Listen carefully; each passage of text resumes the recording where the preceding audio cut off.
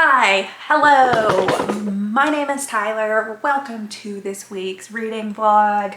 I have finished a book. I have finished S by J.J. Abrams and Doug Dorse. And I hate that I have read and spent so much time with this book. I'm gonna give it 1 star. I bought these 2 books at the same time because they're both like mixed media books told in untraditional formats. I was unsure about this one. I'm not a big space reader typically, so I was like, I'm not sure if I'm gonna like this, which is like about some space war stuff that's going on. But I loved it. I thought I was gonna love this, and I thought it was going to be similar to the experience I had reading House of Leaves, but it was not. I hated this. 1 star. How do I want to talk about this book? This book, as you saw, like the inside book, looks different than the box it comes in, because this is, you are reading Ship of Theseus, and inside are notes of people reading this book and talking back and forth to one another. Their names are Jen and Eric, and they are having a conversation about the book as they read the book. But the actual book, Ship, I'm just gonna call it SOT. The actual book SOT was so painfully boring to me. And in reading some of like the Goodreads reviews, I didn't read that many, but I kind of skimmed them. And then the buddy read group I was reading this book with, talking to them about it, I seem to be in the minority. I hated the like true book in it. I thought it was so boring. I didn't understand why anyone would be obsessed with this book, because that's what like Jen and Eric, they're like trying to unravel the mysteries of this book. And I just didn't get it because I thought the book was so boring. I don't know why anyone would be obsessed with it, why they're trying to figure out who Stratka is, why there's like this whole community invested in like figuring out who the author of this book is, because this book fucking sucks. Like, it's so boring. I didn't care. I didn't like it. And so like the book SOT is about a man named S, and he doesn't have a memory of his past. And so he's trying to figure out who he is, and he kind of like falls into this group of people that are doing stuff. I don't want to spoil it, obviously, but like, I just didn't care. I thought the writing was so dry. And so while I liked Jen and Eric's stuff, I liked Jen and Eric, which people seem to like have hated Eric. I liked them. There were parts where their notes were really interesting, and I was curious about their backstories, but so much of their relationship revolves around figuring out this book that at a point they're so wrapped up in it that I couldn't care about their story either, because I didn't care about the book. I didn't have a good time. I really appreciate like how well made the book is. They obviously put a ton of work into this. There's lots of little bits and pieces that go into this book. And like, yeah, there was a lot of work, and like, I appreciate people trying to tell stories in new and different creative ways. But this just was not it for me. However, there's like some secret society stuff that was going on in this, and there was talk about like fires and stuff, and it really has me wanting to reread A Series of Unfortunate Events. So I'm probably going to dive into that sometime this month. Originally, I was planning on starting it as soon as I finished S, but I have picked up 6 library books 2 days ago, and I need to prioritize reading the library books first before I dive into a 13 book series. Granted, they're like children's books, so they're like not difficult to read, but I own them and there's not like a time limit on those.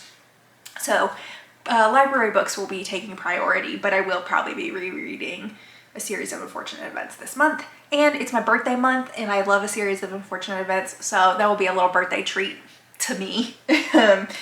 Anyways, so those are my thoughts, opinions on S. I really don't know what I'm going to do with this book because I am never going to reread it. I might try and sell it because it's a pricey book.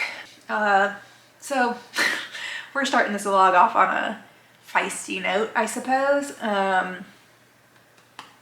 Otherwise, I think that's really all I have to say about it. I'll check in when I have something to say about some other book. Bye. Greetings. It is July 11th, correct? July 11th, and I have finished 2 books. First, I will start with Bad Island by Stanley Donwood. I read this last night. I guess maybe read is not quite the word for it. There are no words in this. It's a wordless graphic novel. It was fine. There is definitely some pages in here that I thought were really pretty. I liked the, what's it called? Lino cut, like, style. It just didn't really do a whole lot for me, so I gave it 3 stars. This is kind of like the style that the art is in. I do think the cover is really pretty. It is basically just kind of like, I don't even know, it's just kind of, it's like telling the story of an island in kind of the cycles of life on the island, I guess is how I would put it. It's perfectly fine, just not a whole lot to say about it. And then I want to talk about the last Cuentista by Donna Higuera. So really loved this. Probably like 4 stars, maybe 4.5, I'm not quite sure yet. Really liked this.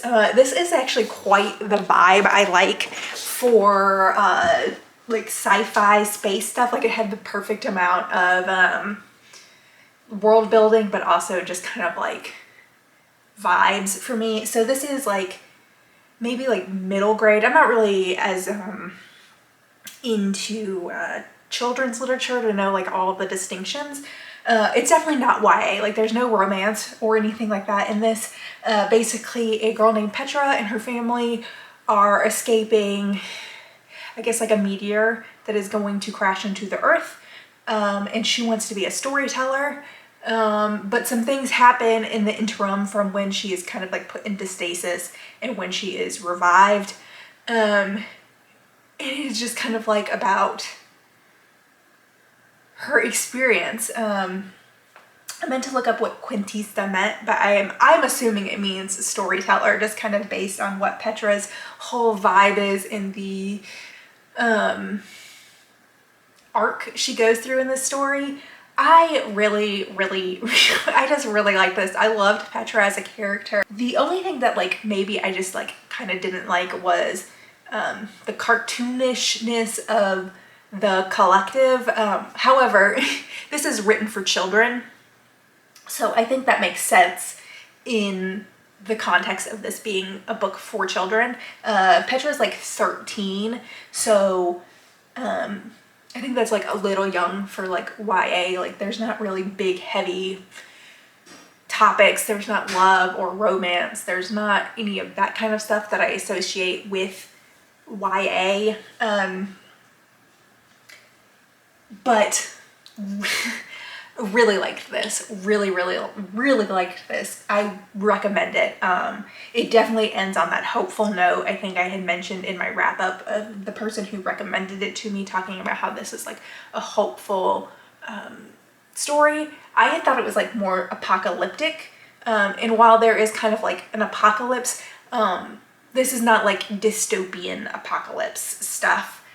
This is more of like a space book. Either way, I had such a good time reading this. I really recommend it if you like space stuff. If you're looking for something a little more hopeful in your diet of like sci-fi or kind of dystopian stuff, like the Collective is kind of dystopian in nature, but like it's not quite Hunger Games sort of dystopia. Really had a good time. There's a lot of Spanish in this, but I feel like it's a really good mix of like, here's the Spanish and you can either figure it out from the context clues, or they give kind of like a little summary of what the Spanish means without being like a straight up translation necessarily. I cannot rave about it enough. So if you read any, I don't know, middle grade children's literature stuff, I would really recommend this. And honestly, if you like some, what is it called? Soft sci-fi. Honestly, I think you might still like this too. It's a really easy read, but it's really wholesome. So those are my thoughts on the 2 books that I have read this week so far. Actually, I guess it's book 3 for this vlog. I don't know what I'm gonna dive into next. I have technically started my Dark Vanessa. It's been kind of slow going, but I think part of that is I have really been wanting to read this.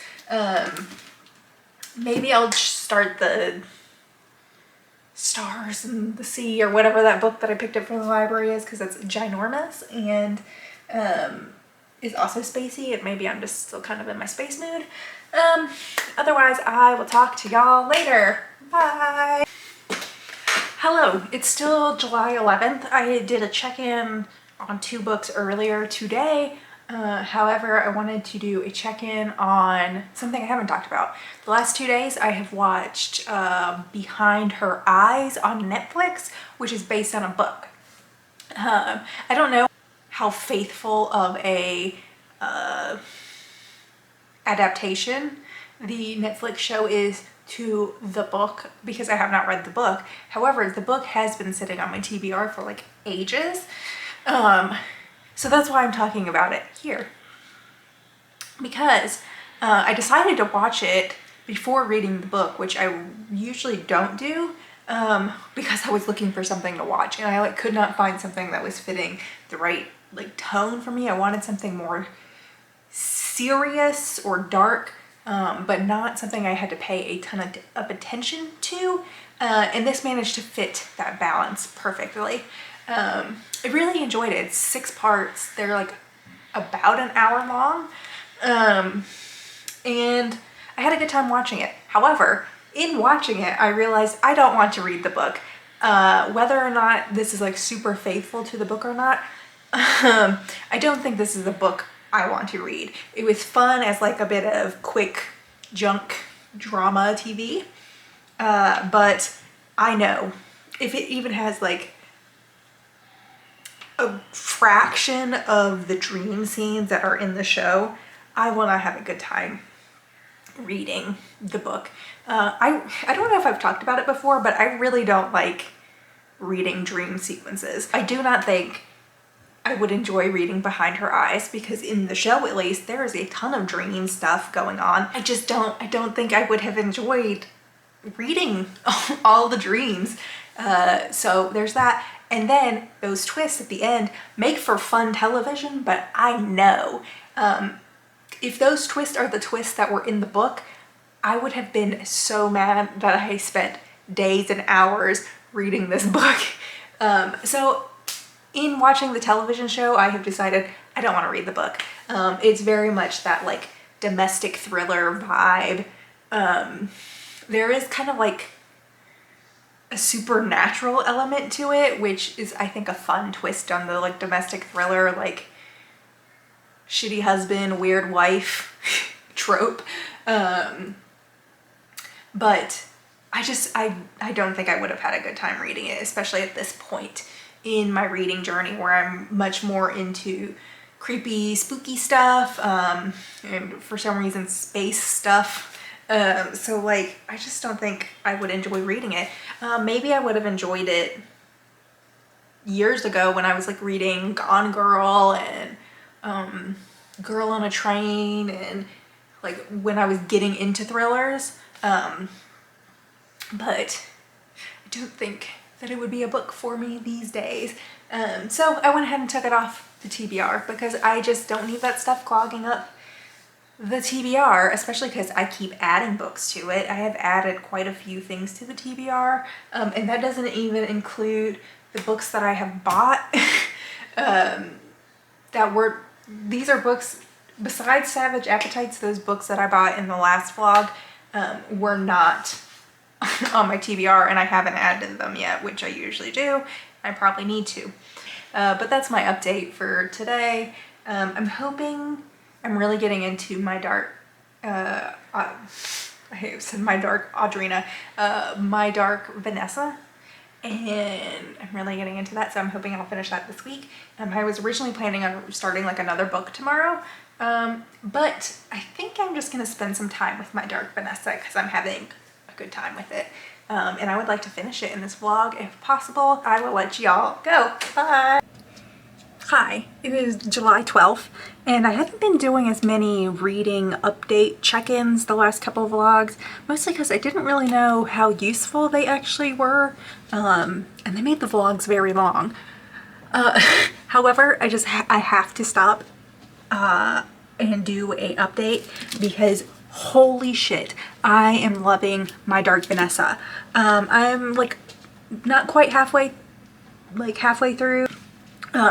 But oh my god, I am loving this so much. I understand why at the beginning there is a warning. Let me see if I can find it real quick.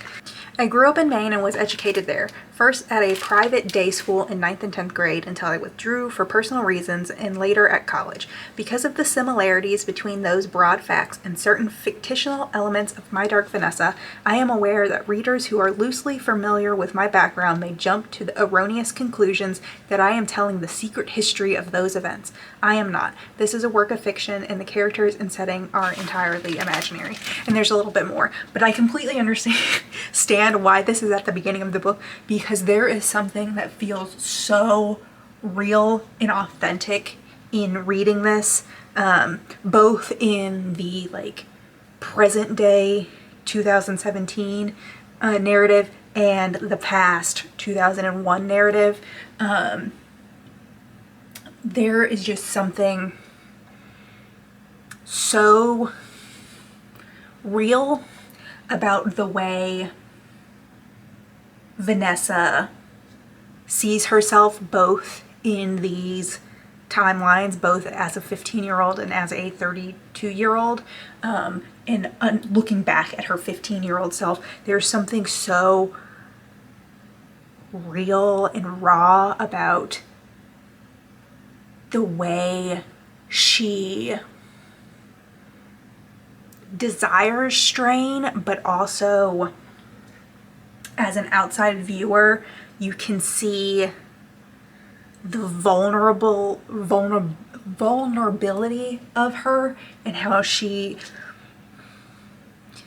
there is something authentic about wanting him, but also it is something so colored and shaped by him. I really wish I knew how to explain this. Like, I don't want to get into details and spoil this, but this feels so real. It's so horrifying.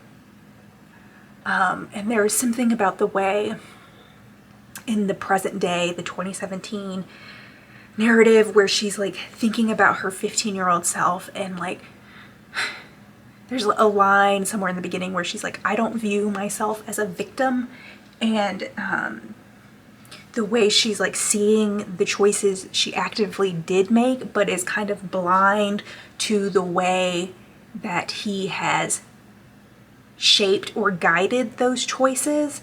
And there's like still this like little bit of 15-year-old arrogance, I guess, where she's still like, this is the choice I made this choice. And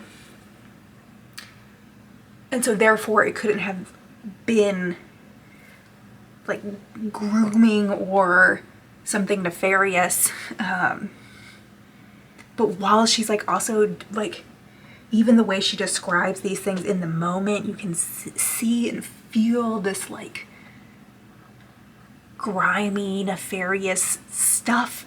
I don't know. I even if you haven't experienced something like this, and I'm not saying like I have or anything like that, but I feel like there's this thing that a lot of women, I think, could get, or that would feel like real and authentic about this. There's something about being a teen girl and coming into like understanding yourself and craving validation and changing yourself in subtle ways to fit the mold to get that validation. Man, I don't know, this is like truly blowing me away. I really wish I owned this, because there are things that are said that I want to flag, I want to highlight, just like are blowing me out of the water. I am having such a visceral reaction to reading parts of this. I am just really, really, really enjoying this book so much. I'm predicting 5 stars at the halfway point, to be quite honest. I can't think of a single thing that I don't like about this book. It is so good. Yeah, I'm just really, really enjoying it. I think I had mentioned yesterday that I was planning on starting another book, but then I was like, oh, I'm just gonna keep reading My Dark Vanessa because I'm having a good time. And yeah, that's the plan. I'm just gonna keep reading My Dark Vanessa till I finish it, because I don't want to be distracted by anything else, because it is so incredible. All right, so I will leave it at that. Bye. Hello, it is still July 12th. It is now like 9:30 at night, and I have finished Broken Faith. I should read the little... Broken Faith, Inside the Word of Faith Fellowship, one of America's most dangerous cults. I listened to this as an audiobook. I think I'm just kind of interested in cult stuff, so I think I'm probably going to follow that up with Without a Prayer, which is also about a weird cult called, well, I don't know about cult, but, well, it says one church became a cult. Anyways, I'll probably read this next. But anyways, back to the book I just finished. I listened to Broken Faith as an audiobook. 4 stars. I enjoyed it. There's not like a whole lot to say about it. I've never heard of Word of Faith. It's interesting. They're in North Carolina in like the Blue Ridge foothills, which is interesting because I grew up in the Blue Ridge foothills in Virginia. But I just thought that was interesting.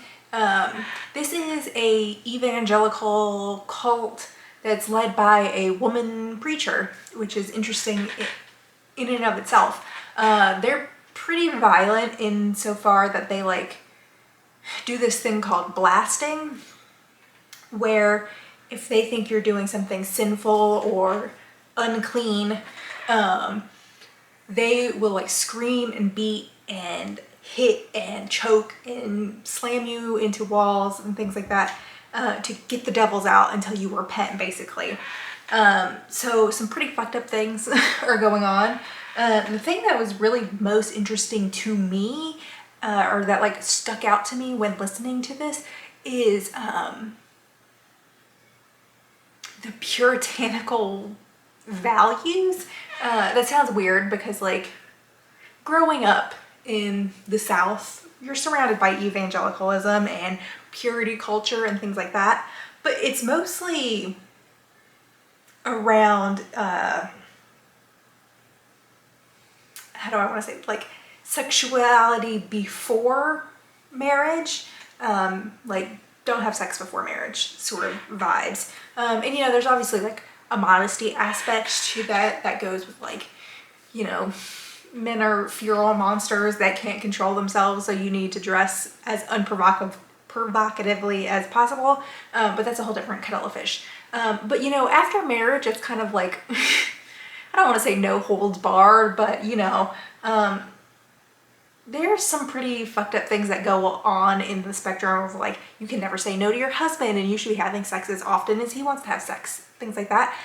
This cult goes in like the absolute opposite direction in the fact that Whaley, like, you have to like get permission to have sex, and like you'll get married and they'll be like, you can have a kiss tonight, but like you don't even know when you're gonna have sex. Like, it is so clear that these people do not, like the people who grew up in the cult, like don't even understand like what sex is,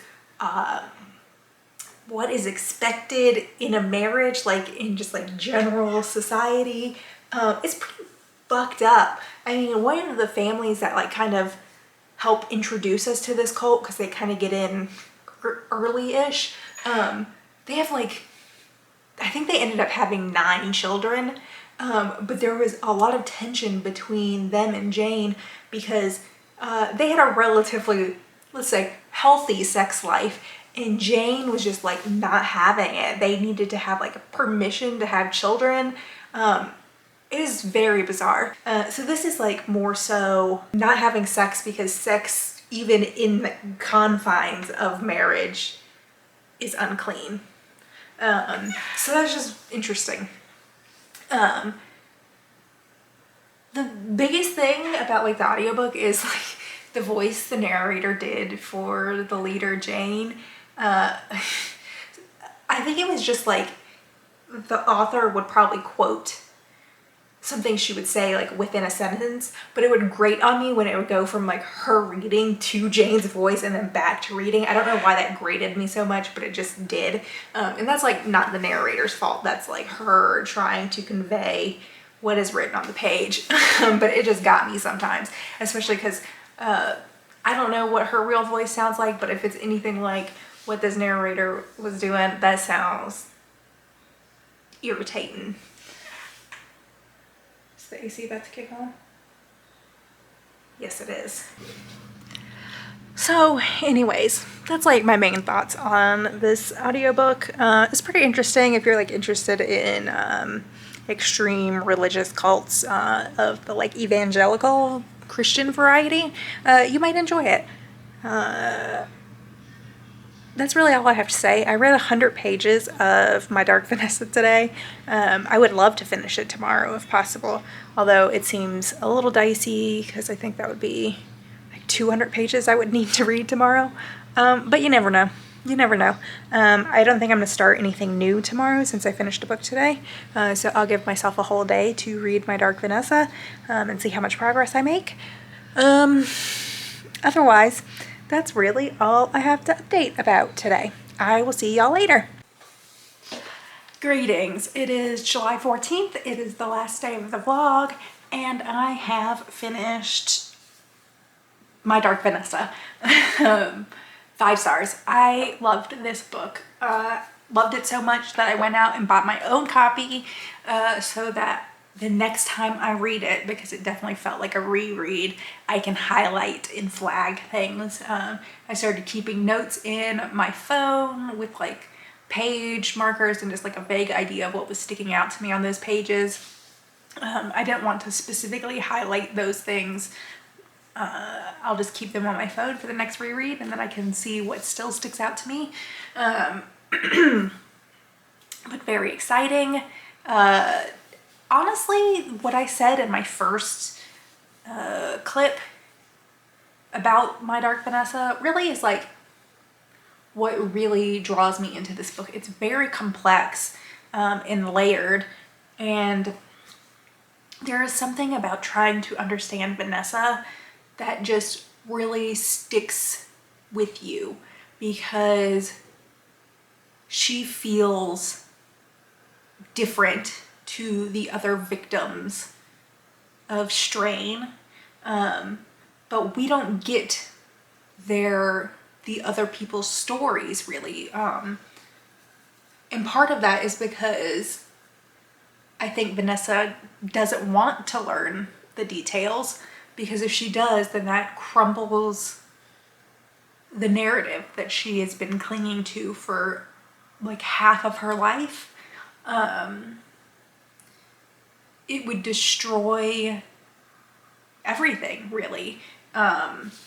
Her understanding of herself and this relationship she had, and what it was.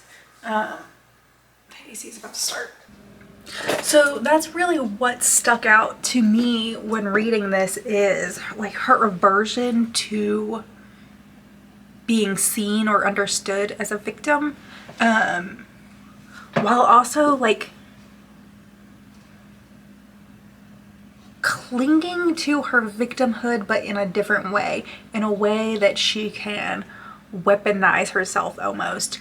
But the reason she does that is because of how this relationship has warped her understanding of herself in the world and other people.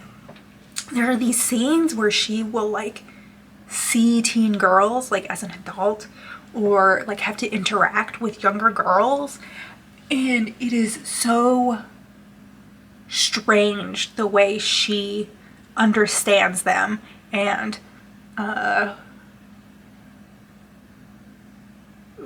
interacts with them, really, and thinks about them, and you just see it as like a effect of this relationship she had. She's like so stunted in this weird way of being, like she's stunted as like being a teenager who's too mature for her age, but then that makes her immature for her age now. Like, it's very interesting. Yeah, I don't know. I really had a good time. Nope, that's a weird way to put it, but I really enjoyed reading this book. It really had me thinking. There was just lots of things that really, I don't know, just struck me while reading it. It's 5 stars. There were a few things. One, whenever she made like pop culture references, it really like took me out of it. There's not like a ton of pop culture references, and it was more so to like place it in time, because it goes back and forth between like 2001 and 2017. In time, kind of like those narratives kind of meet near the end, but like it's to kind of place it in time. I don't know, sometimes I would read it and it would just kind of like jar me. The other thing is like some of the like therapy sessions felt just a little ham-fisted to me, but I understood why they were there, why those scenes were there. I understood why the therapist talked the way the therapist did, because she's a therapist. I understood it. It just felt a little like I was being hit over the head with it. I mean, just like a little bit. Like, I'm like truly nitpicking at this point, because I did enjoy this book a lot. These are just the things that I noticed. And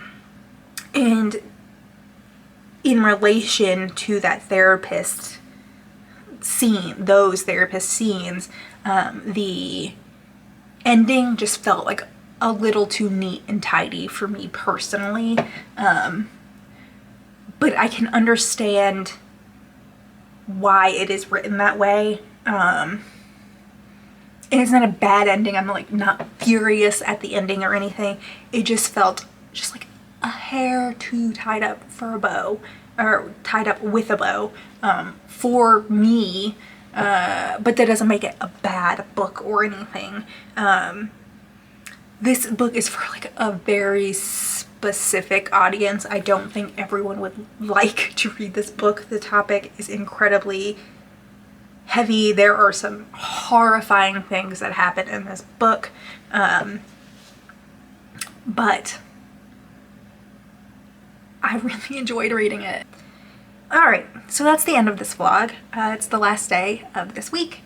I have read 4 books this week. 1 audiobook about the word of fellowship of the whatever that church was called in North Carolina. I read an audio, or listened to an audiobook about that. I finished S this week, which wasn't good. 1 star. There was a 3-star in there. No. I finished the last Cuentista, which was 4 stars. And then I finished My Dark Vanessa, which was 5 stars and one of the best books I read this year. If I had to guess, that would probably be my favorite book this year. And it might top the list. It's very much the type of vibes I like in a book. Dark, good writing that like strikes me and hits me and makes me stop and think about the things, but it's not like overly metaphorical or lyrical or like literary, but it also takes place in like a New England-ish school. That type of vibe. Cause like I just don't, it seems like I should like dark academia, but the big things that fall under dark academia just like do not strike me in the right way. However, Basic 8, Secret History, My Dark Vanessa, these are things that take place in schools. They are like, have a dark topic at the heart of it. They're like sarcastic, and the characters are, you know, I guess probably morally gray is how you would describe them. They're witty. Basic 8 is like more funny, like right out the gate. Like that's one of the few books that like actually makes me laugh out loud, but I feel like still fits into this sphere. And I don't know what to call it, because like it seems like it should be dark academia, but it's just like I can't easily find the other books that fit that same like mood and tone and vibe. So I don't know, I've rambled for a very long time. I will see y'all next week. Bye. Hello, quick addendum to the end of this vlog, but I started and DNF'd this today. Honestly, there's like nothing in particular that has like made me DNF this. Like as soon as I started it, I was just like, I don't know if I'm gonna like this, but there's nothing in particular that like was a reason. But since I had shown it in the library haul last vlog, I thought I would mention it here that I was gonna DNF it. Hi, hello, I am just popping in real quick with a little update. So my vlogs are a little out of sync. I am like a week behind. So I just wanted to do a little warning and say that I'm not quite sure whether there's going to be a wrap up at the end of the month as quickly as I usually do. I usually get my wrap up posted like on the first day of the next month. I'm really busy this week because it's my birthday week. I'm doing a whole bunch of stuff. I'm going to be out of town when I'm usually editing. And I'm just not sure where the wrap up is going to fit with relation to the last week vlog as well. So I'm hoping I can get it up by the first week of July or August. I'm just not sure. So I just wanted to give a little warning. I'm not sure when things are going to be posted quite yet, but there will be some sort of wrap up. All right, I will see you when I see you.